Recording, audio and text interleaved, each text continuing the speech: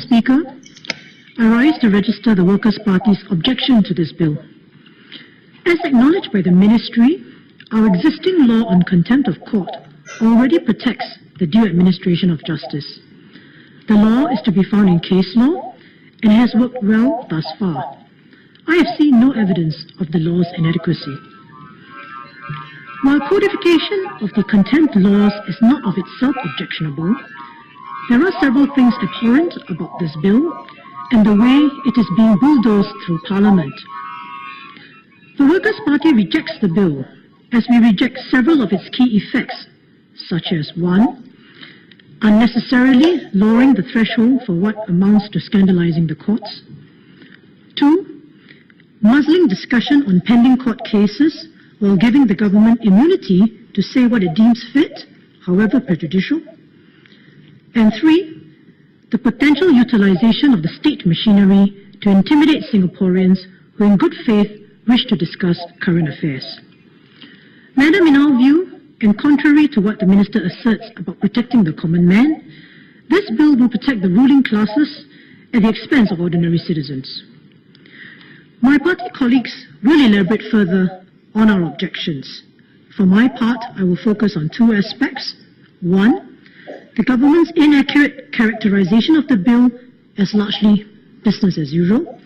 And 2, the self-serving nature of the bill for the government, and in particular, how the bill is designed to protect and empower the Minister himself. Madam, first let me talk about the government's characterization of the bill. In my view, the government had not been frank in its characterization of the bill as nothing more than a consolidation of the existing law and a crystallization of processes. According to the MinLaw press release on 11 July, and I quote, "The bill will consolidate the key elements of the law of contempt into statute. The boundaries of contempt, what is permissible or not permissible to do or say, will not change," unquote. According to the Minister for Law, before the sitting, he had said that the law on contempt will remain broadly the same. Is this true? I'm glad that today the Minister has acknowledged that at least one clear change is being made under the bill in relation to Clause 3(1)(a), where it is stated that a person scandalizes the court if he publishes any matter or does any act that imputes improper motives or alleges impropriety of any court, and that publication or act poses a risk that public confidence in the administration of justice would be undermined.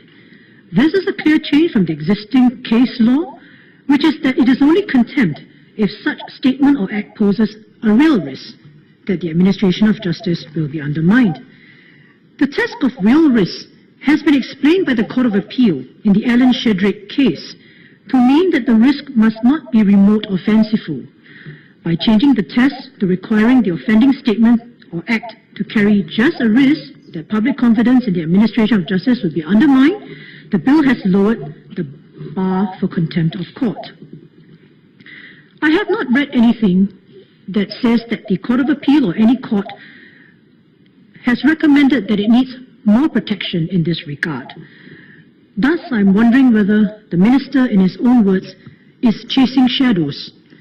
After all, scandalizing contempt is still being retained in our laws, so long as there is a real risk that public confidence in the judiciary will be undermined.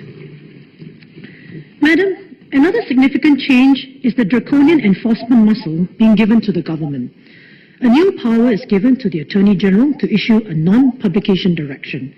Under this new power, the AG may issue such a direction to a person to stop publishing something if the AG is satisfied that it is in the public interest to do so. Disturbingly, the police are also being brought in to investigate contempt allegations. I will speak more about this later. Madam, the government had earlier said that this bill does not change the law, but this is clearly not so. The Ministry has also been insisting that stakeholders were actively consulted on the bill. How far is this true? What does active consultation mean? And who are these stakeholders? This bill will impact not just selected stakeholders like judges, lawyers or bloggers, but society at large. As pointed out by the Court of Appeal in the Aljunied case, The law of contempt operates against a broader legal canvas that touches on freedom of speech, which is enshrined under Article 14 of the Constitution as a fundamental liberty. Given how the bill will impact society as a whole, there should at least have been a proper public consultation before the bill was tabled in Parliament. Was there? What I know is, the bill came up for first reading on 11 July. It was only the next day, 12 July, that the bill was put out on the government feedback portal REACH. It was also only on 12 July that the Law Society sent out an email asking Council and all standing committees of the Law Society for feedback by 18 July to enable the Minister to prepare his second reading speech. Is this what is meant by active consultation? To ask people for their feedback after the bill has already been tabled in Parliament? Madam, there are several disturbing aspects of this bill that consolidate the powers of the executive government, the Attorney General and the Minister that are simply not acceptable if we want to call ourselves a democratic society. First, Clause 3, Subclause 4 introduces a new exception to sub judice contempt, which can only be used by the government, and I'd like to quote the phrasing. A statement by a person on behalf of the government about an aspect of a pending court proceeding is not contempt if the government believes that such statement is necessary in the public interest, unquote. What is this exception for? Who is this exception for? Earlier, the Minister gave examples of infectious disease outbreaks and bank runs. But when one looks at the illustrations in the bill, two recent incidents spring to mind. Illustration 1 covers a government statement about the circumstances leading to the death of a person when a coroner's inquiry into the death is pending. To my mind, this is a striking reference to the Minister's utterances on the Benjamin Lim case. The Minister had strongly criticized the President of the Law Society for speaking out, but said that public officials like himself, on the other hand, could make statements. Illustration 2 may refer to the Thaipusam riots in 2015, where 3 men were charged with disruptive behavior. The Minister again made comments on what the 3 accused persons had allegedly done while their criminal cases were still pending. He told the media that one of the men had assaulted the police and all 3 had used vulgarities, matters which were then yet to be decided by the courts. Therefore, would the Minister confirm that the exception in Clause 3.4 is really meant to benefit himself? Has he been facing accusations that he had acted in contempt of court and wants a blanket license to say what he likes? Madam, the other disturbing aspect is that under this clause, the government can make statements on pending cases so long as the government believes that such statements are necessary in the public interest. This means that the government will be the sole judge of what is necessary. The test is subjective and the governor's assessment is not open to challenge.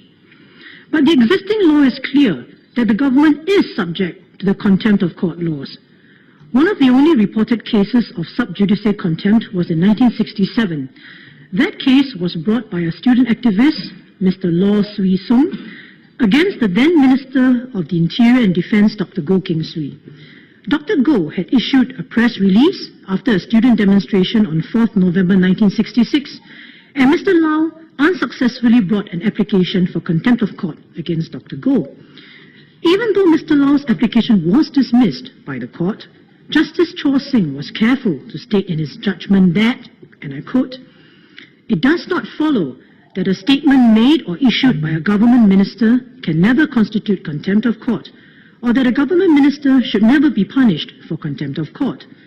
A minister of the government is not above the law, and if a statement made by him is calculated to prejudice the fair trial of an accused person, and if the risk of interference with the proper administration of justice is a real and grave one, such a contempt will be met with the necessary punishment in order to restrain such conduct," unquote. Madam, the present bill replaces the oversight of the courts with a subjective test of what the government believes is necessary in the public interest. This is a change in the law which will give the government practical immunity. I come now to my next point, the increased powers given to the Attorney General under the bill. Under Clause 13, a new power is given to the AG to issue a non-publication direction to the publisher of any matter to refrain from publishing it, if the AG is satisfied that it is in the public interest to do so. Disobedience to